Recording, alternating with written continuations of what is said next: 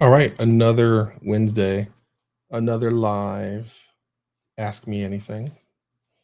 This one focused on hiring. That's right, hiring. We're going to give a minute for everybody to trickle in, do their thing. I do need like a loading video, something that gives people time to get the notification, say, oh crap, I got to finish what I'm doing, and then head on over. So that's on me. It's something I got to fix. But hiring, it's a thing. It's always a thing. Getting good at it.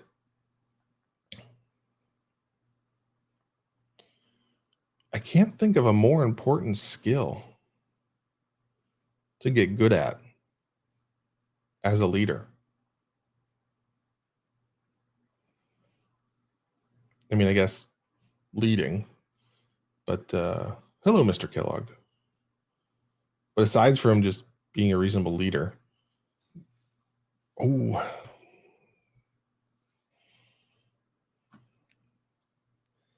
yeah, I guess communications probably, but it's like, does that get lumped under leadership? Like a good leader should be able to communicate. So, like, there's a baseline as a leader of I can help people succeed. Second is hiring. Because man, life is different when you hire amazing people. And it's one of those really annoying things that nobody really gets taught. You end up replicating what someone else has done. There's not, there's very little, hey, this is what worked for me. Here's why. Here's some ideas. Here's some thoughts. So that's one of the gaps I'm trying to fill in. If anybody has anything like that, please share and let me know because I don't want to recreate the wheel. If there's something out there that we can reshare or start to highlight, then that's fantastic. But I know so many people that end up in a leadership role and they have to make their first hire. And I've seen some companies do interview training, but it's usually from the HR department and effective, but not horribly effective, especially in the technical realm. I agree, Mr. Kellogg. That's your best answer. I mean, you saw the AMA description, which I toyed with. Do I go that strong or not? And I'm like, well, what the hell? Like, let's just see what happens. Um, but I do believe I'm quite good. It's one of the things I enjoy the most. I think that's why I've been successful with it. Is I enjoy the crap out of it. It is just one of those things that just makes me happy. Finding good people, hiring good people, seeing them fold in and become a part of the fabric of our company and our teams, like there's nothing better than that. So if you haven't experienced that, like please do. It is wonderful. So all right, well, we're gonna dig in a little bit. The primary issue that I see in hiring is that a company or a department, whatever the hiring entity is, we'll say that. The primary issue is that the entity that's doing the hiring doesn't even know who they want to be. So that makes it difficult for them to hire somebody in because they haven't spent the time and energy to figure out, hey, what are our core values? How do we want to roll as a group of people? What defines a great employee here? How do they operate? How do they think? How do they communicate? So often companies talk about hiring before those things are defined. So you're shooting at not even a moving target, but I don't think you even have a target. You're just kind of going out there looking for something that seems right. So step 1 is have a clear identity of what being an employee in your department or company looks like. Solve that, make it crystal clear. Now you have targets.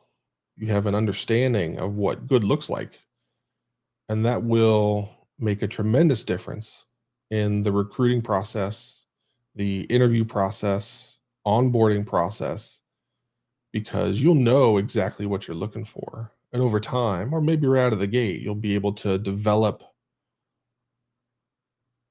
question sets that align with each core value. That's something I've carried with me is there's 3 core values that I've always started with, and they've evolved a little bit over time, but we developed question sets that could be used for people to be a part of the hiring process, even if they've never interviewed anybody. We could send them in with a sheet of paper and say, "Hey, here's like 10 or 12 questions that will help you figure out if this person's a really great teammate. Here's what good answers look like." There's no exact answer, but here's what we're looking for.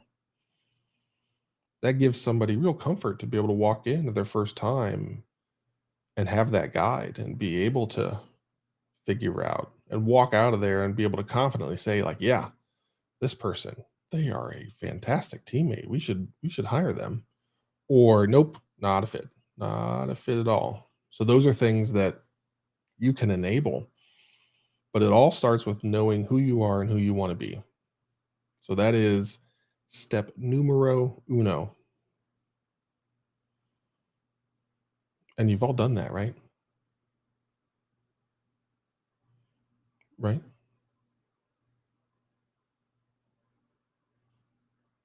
Yeah, Stephen, yes, it does have a big impact and I am skilled at it. But there's things you're good at that you don't like to do, you know, um, that maybe you don't put on your resume. That, hey, I did this 30 times and I don't ever want to do it again. But yeah, that's a real thing. So step one, know thyself. I'm sure that's a quote from some famous historical figure. I don't know.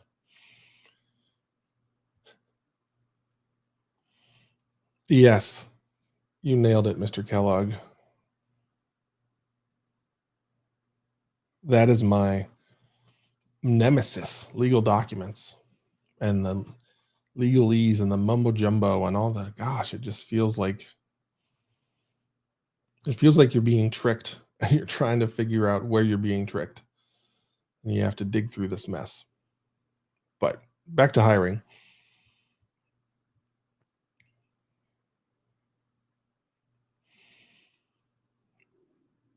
Another large mistake companies make, people make,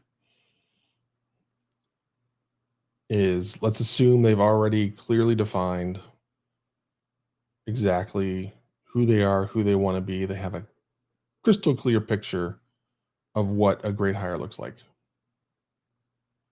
But they're not firing they aren't finding that person or any people that even look close. So often the next step is, well, let's take the best thing we can get. And that's a slippery slope.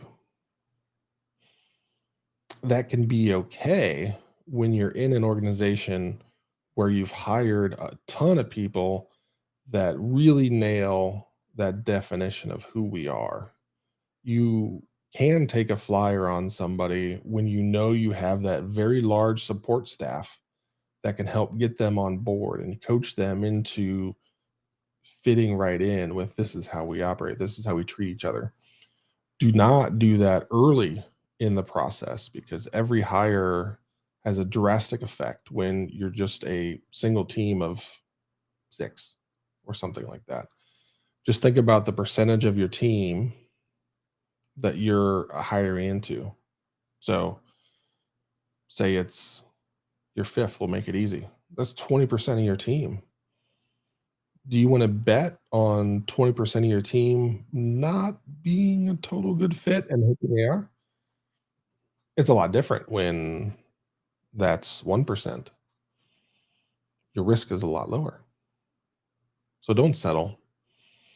The rule I always give my hiring teams is it can go one of 2 ways. It's a hell yes or everything else is a hell no. There's no middle ground. So we need to all walk into that discussion of do we want to hire this person with like I want them to be like pounding the table, yelling at me, asking me why I haven't hired this person yet. When that happens, that's wonderful. Oftentimes there's problems where one person has seen something and we try and dismiss it, or we try and have those other positive things outweigh that. And that's a recipe for disaster as well. All right, a couple questions from Mr. Kellogg. We'll start with number one. Posting compensation range for rage. Posting compensation ranges for a position. I am all for it. I am a transparency person. There's few things more frustrating than going through an entire process only to find out that there's a mismatch. I know that when I look for opportunities or roles, positions that are open enough to post their range, those are the ones I invest time in. If you don't, I do start to get worried of, is there going to be a mismatch? How much time is going to be wasted here? So if I'm the candidate, I always address that very quickly so I don't waste anybody's time. But I think there's tremendous value in posting that. Also, it can be a really good indicator of if you post that range and you're not getting any applicants, maybe your range is off and you need to address that. So is it comfortable? No, but I think it's the best thing to do of posting the salary ranges. Okay, so technical tests, very common in the development realm. What do I think of them when in the process? I like test is the wrong word for me. So I'll explain how I approach it and then maybe we can figure out the right word. I don't allow trivia in the hiring process where you have to know what the fourth parameter of this method that's been overloaded 5 times, what that is in JavaScript. No, that's dumb. That's what Google's for. What I try and do is I try and create scenarios where we have an opportunity to watch the person think through a problem because that's ultimately what we do is we need to understand, can we put a complex problem out there and are they going to be able to decompose it? Then most importantly, can they do it with a team member? So in the best process I've had, we we did send a coding challenge out to each candidate, and we were very clear that um, it was not a it's not going to get you excluded.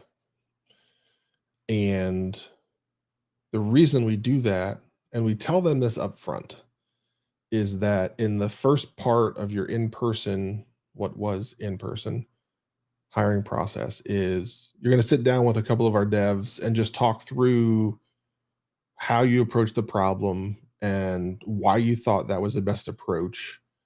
And what our engineers would do is hopefully you hadn't solved it.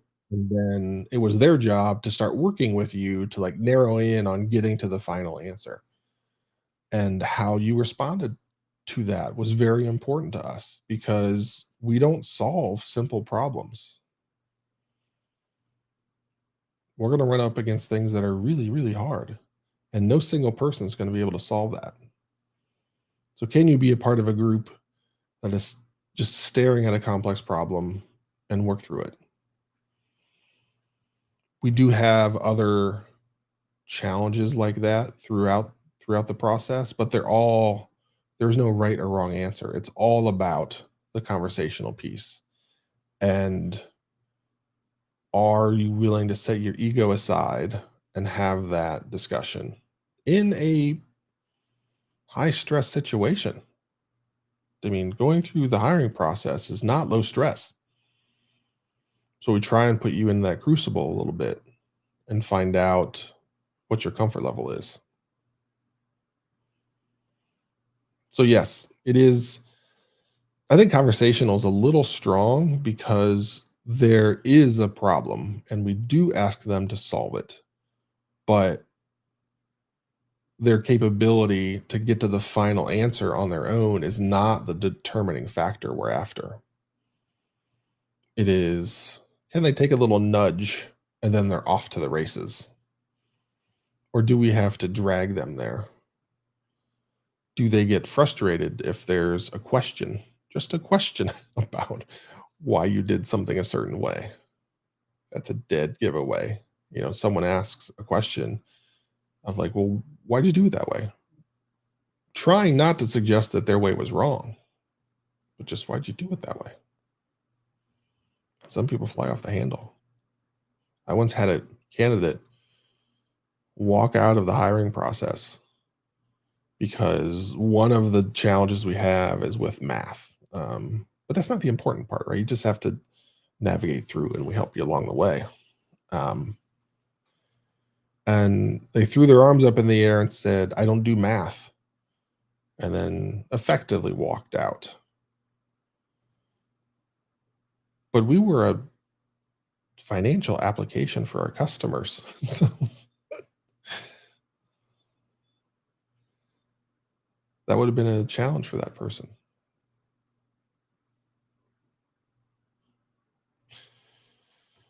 Okay. Um, last thing, last highlight I want to talk about is the salary piece.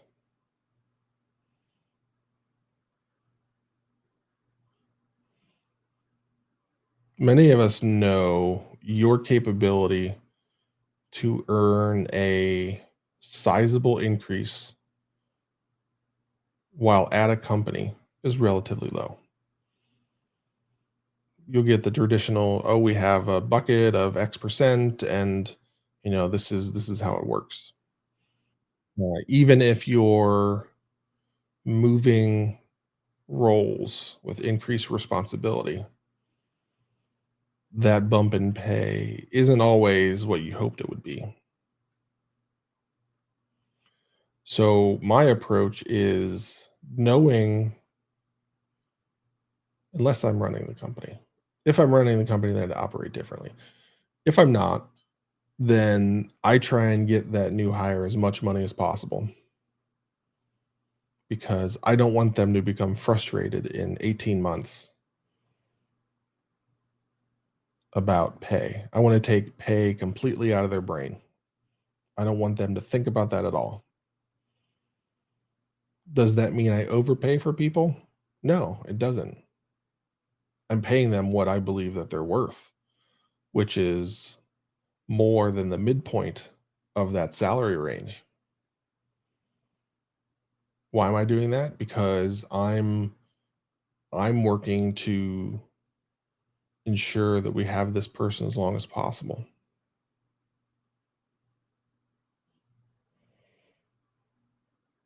Mr. Kellogg, I agree. I agree. The number of places that I've been where there's no money allocated for that. And Josh, you have to go find that money. Which what I end up doing is I end up cannibalizing a future hire and using that money to spend across the board on whoever has earned that bump that's more than the X% that is allocated to your team or department every year. And I get pushback on that. But then we start the whole discussion about, all right, if these 5 people were to leave, how much of an impact would that have on our company? And would you hire one less person in the future if you were able to lock down and retain these folks for a handful of years more? Yeah.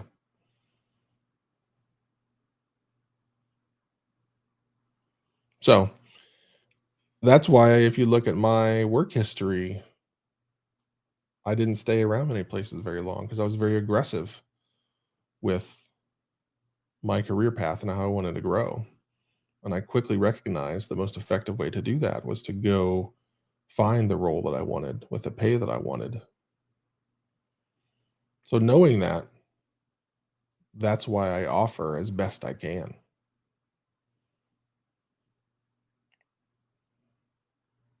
Because the other thing, just a fact of life that you have to accept, is that everybody thinks they're worth more than what they're getting paid.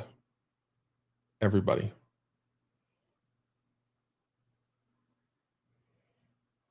That's a fact of life. So accepting that as a leader trying to manage an organization and the budgeting and everything with goes into that, that's step one, knowing that that's true.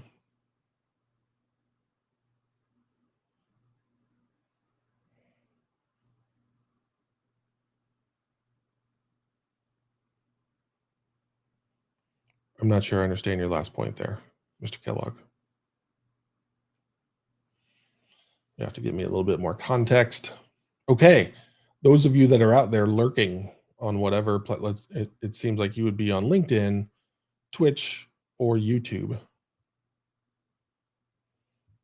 Feel free to ask your question. It's simple, it's easy. Just type it up, hit enter.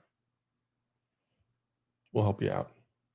Or you can go at least another week wishing you had an answer to that question when you could be getting it for free. So, yeah. Good luck sleeping at night knowing that. Uh,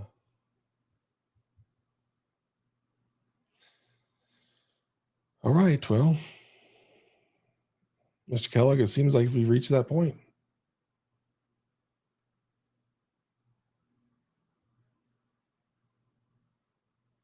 Oh, okay. So Mr. Kellogg says if there's no room for them to continue to grow, new experiences, technology, they will also leave. Amen. That's your job as a leader to ensure that every member of your team knows that where they are right now, our company, our department, our team can help them achieve their goals. As soon as a person doesn't believe that where they are can help them achieve their goals, they're gone. Maybe not like they're leaving tomorrow, but mentally they're gone because they don't see that destination here. So they start looking for how can I get where I want to get if I don't believe I can get it here. And then the last question around what questions do I like to hear from candidates? Number one, I like to just hear questions. I prefer that they're not standard. Uh, a lot of times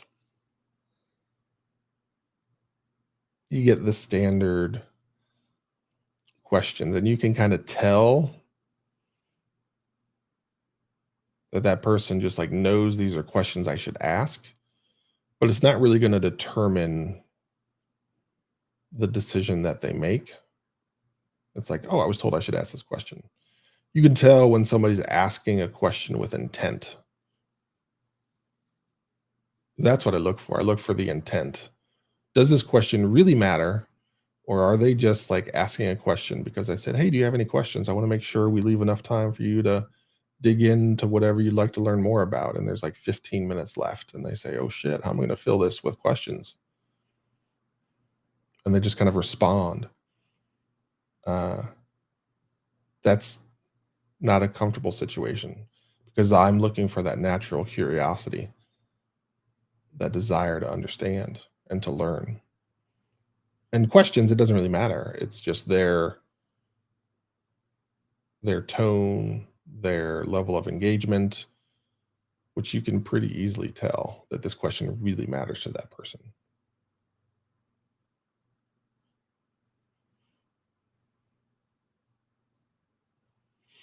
Having people outside of the department interview them. Yes. I have them speak with any department that they will be connecting with on a regular basis. Depends on how your company's set up. Product is always part of it, whether product's part of your department or not. That's a debate that can be had. Quite often, somebody, a leader in customer client success, things like that, that is dealing with the reality of the product that we've built in the wild, helping customers. I want to make sure there can be a good dialogue there and that our representatives in the field know that who we're hiring gives a damn. That's sometimes folks just like want to put their head down and do a thing and check a box off and get to the next one. But does it matter to them how easy or difficult we make the lives of our customers, and equally as important, the people that are supporting our customers? So those are generally, if I'm left to choose just one, that's the direction I go.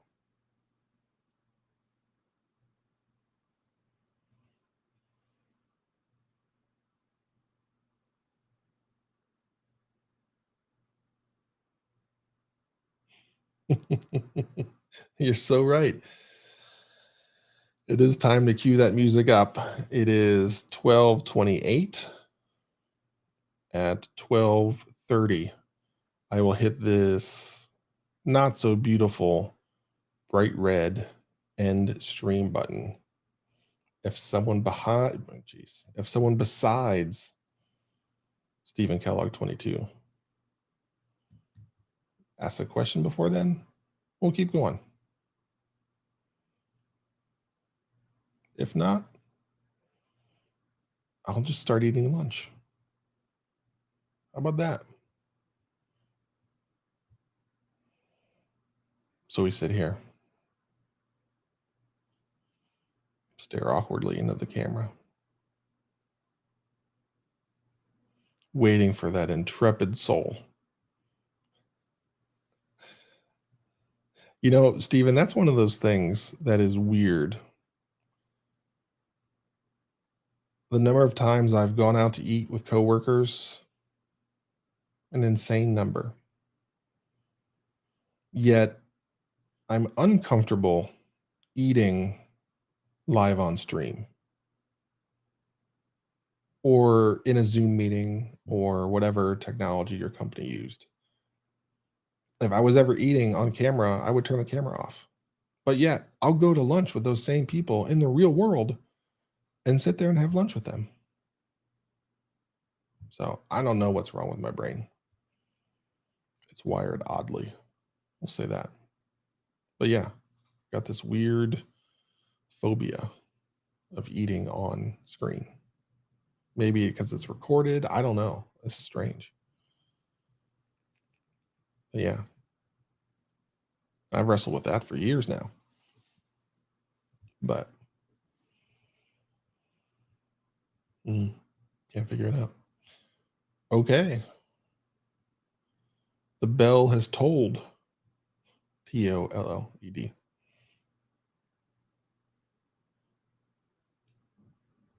Yeah. I don't know. Well, we can contemplate that not on stream. Okay. See everybody. Thanks as usual, Stephen. We'll see you next week.